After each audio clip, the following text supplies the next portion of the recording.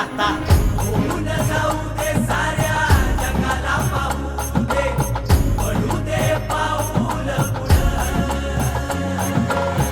जरी काट पाया खाली लाख येळा येऊ दे पडू दे पाऊल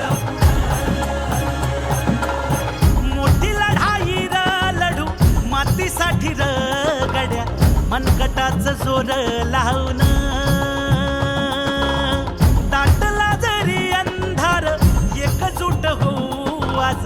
दिवा देऊ तेज दावर तू आभाळ आभाळ वादळ तुझ तू राजा आसमानी